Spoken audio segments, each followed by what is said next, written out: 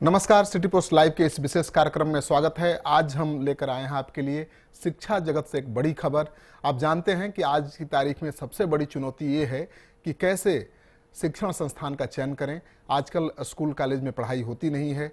अगर बच्चों को पढ़ना है तो उन्हें कोचिंग चाहिए, लेकिन कोचिंग कौन बढ़िया है, कौन बेहतर है, कहाँ उनका करियर बन सकता है, इसका अंदाज़ा ही उन्हें नहीं है, क्योंकि कोई ऐसा पैरामीटर नहीं है जिस पर नापा तौला जा सके कि कौन सा कोचिंग बच्चों के भविष्य को संवारेगा और कौन उनके भविष्य को गर्त में ले जाएगा।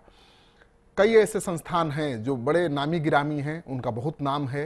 लगता है कि नाम की आड़ में जो छात्रों का शोषण का सिलसिला चल रहा है वो थमने का नाम नहीं ले रहा है। आज तो पटना के हर गली में, चौक चौराहे पर कोचिंग संस्थान खुल गए हैं और बच्चों के सामने केवल एक ही विकल्प है कि अखबारों में, खबरिया चैनलों पर बड़े बड़े विज्ञापन देखकर तय करें कि कौन उनके लिए बेहतर कोचिंग संस्थान है, क्योंकि और कोई जरिया है ही नहीं जानने का।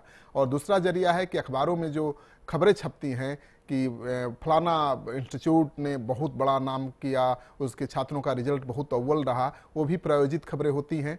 उस चक्कर में बच्चे फंस जाते हैं। और जहाँ तक आपने सुना होगा, सुपर 30 का नाम तो देश विदेश में है।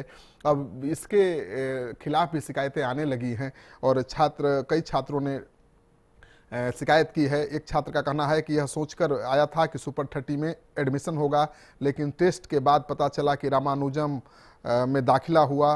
अब दूसरे कोचिंग में पढ़ रहा हूं क्योंकि वहां आनंद सर के पास टाइम नहीं होता है। दूसरा लड़का लिखता है कि सुपर 30 के लिए आया था लेकिन रामानुजम में एडमिशन हुआ, टीचर भी अच्छे से टाइम नहीं दिए, इससे छोड़ना पड़ा। और सब्जेक्ट तो ठीक था लेकिन आनंद सर मैथ के लिए समय नहीं देते थे, फीस भी बहुत ज़्यादा थी। एक लड़का लिख रहा है कि उसे उम्मीद थी कि आनंद के यहाँ जाएगा तो गरीब है, उसको फीस में छूट मिलेगी, लेकिन वो छूट नहीं मिलेगी। इसका मतलब तो यही निकलता है कि कुछ बच्चों को, होनहार बच्चों को, जो बिल्कुल अपने दम पर भी सफल हो सकते हैं, उनको कोचिंग संस्थान अपना छात्र बताकर या उनको अपने कोचिंग से नाम जोड़कर उनका सैकड़ों हजारों बच्चों को अपने जाल में फंसा लेते हैं और बड़ा नामी गिरामी इंस्टीट्यूट होने का दावा करके, ज़्यादा से ज़्यादा छात्रों को सफल कराने का झूठा दावा करके वो बच्चों को अपने जाल में फंसाते रहते हैं। और जिस तरह से आनंद सुपर 30 का नाम है पूरे देश दुनिया में, उन पर फिल्में बन चुकी हैं। कोई ऐसा अखबार और पत्रिका नहीं होगी देश दुनिया के जिसमें वो छाए हुए ना हो, जिसमें उनके उपलब्धि की चर्चा ना हो। लेकिन जब इतना बड़ा आदमी के बारे में अगर ये शिकायत आने लगी कि कुछ बच्चों को के नाम पर खेल हो रहा है वहां पर, यानी सुपर 30 के नाम पर हजारों हजार बच्चों को फंसाया जा रहा है, तो ये बहुत दुखद और शर्मनाक घटना है। मुझे लगता है कि सरकार को भी कोई पैमाना, पैरामीटर तय करना पड़ेगा, कोई ऐसा व्यवस्था बनानी पड़ेगी जिससे बच्चों को सहूलियत मिले अच्छे कोचिंग संस्थान के चयन में।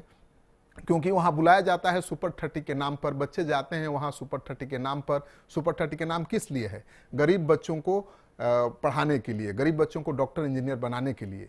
लेकिन जब इसी सपने के साथ गरीब बच्चे वहाँ हजारों हजार की संख्या में पहुँचते हैं तो उस संस्थान का मिशन ही बदल जाता है। उस संस्थान अपने सुपर 30 के नाम की बदौलत दूसरे संस्थान में उनका नामांकन कराता है, रामानुजम में, और वहाँ पूरी मोटी रकम वसूली जाती है फीस के रूप में।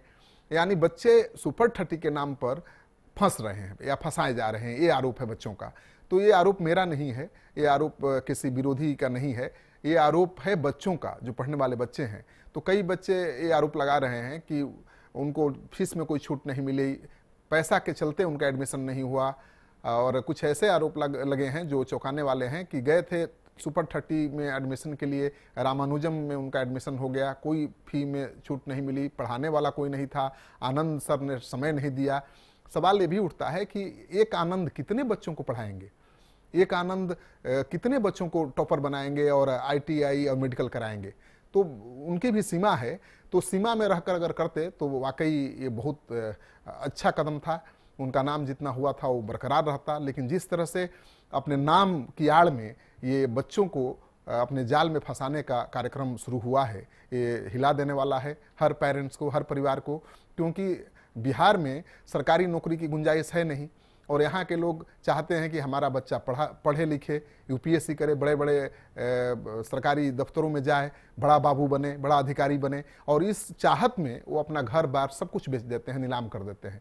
तो बिहार के जो किसान हैं अपने बच्चों को बड़े ओहदे पर पहुंचाना चाहते हैं और इस सपने के साथ वो ऐसे जुड़े हुए हैं कि अपना सब कुछ घर बार तक नीलाम कर देते हैं, बेच देते हैं, कर्जा लेकर पढ़ाते हैं। और जब उनके बच्चे उस कर्ज के पैसे से आकर यहाँ फंस जाते हैं तो सोचिए कि बिहार का क्या भविष्य है।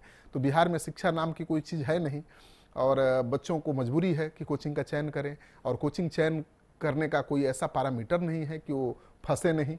तो बच्चे फंस रहे हैं, हजारों हजार लाखों की तादाद में बच्चे फंस रहे हैं। पटना में कुछ ही ऐसे संस्थान हैं जो वाकई पढ़ाई कर रहे हैं। अब एक क्लासरूम में 1000 बच्चों को बैठाकर आप पढ़ाएंगे तो क्या पढ़ाएंगे साहब? बच्चों को तो बिल्कुल उनको टीचर से सवाल पूछने का हक होना चाहिए, उनकी जो समस्या है उसका सोल्यूशन टीचर को बताना चाहिए। जो बच्चे कमज़ोर हैं उनके लिए अलग से व्यवस्था होनी चाहिए पढ़ाई लिखाई की, कोचिंग की।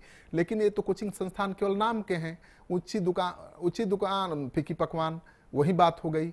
तो मुझे लगता है कि जो ये रैकेट चल रहा है बड़े नाम की आड़ में हजारों हजार बच्चों को फंसाने का, ये बहुत दुखद है। और इस पर छात्रों के भविष्य को देखते हुए सरकार को कार्रवाई करनी चाहिए, हस्तक्षेप करना चाहिए। और आनंद सर, बड़ा आदर्श से मैं उनका नाम लेता हूं क्योंकि वो शिक्षा जगत में उन्होंने बहुत नाम कमाया है, बिहार को भी बहुत प्रतिष्ठा दिलाई है। लेकिन अगर उनके कोचिंग में इस तरह की शिकायत आ रही है तो उन्हें देखना होगा कि कहाँ भूल हुई है, कहाँ गड़बड़ हो रही है। नहीं तो जो भी नाम आपने कमाया है वर्षों की मेहनत के बाद, वो तो मिट्टी में मिल जाएगा। आज बस इतना ही। आप हमारे चैनल को सब्सक्राइब करिए, इसे लाइक करिए, शेयर करिए। आप लगातार हमारा हौसला बढ़ा रहे हैं, इसके लिए हम आपका शुक्रगुजार हैं। नमस्कार।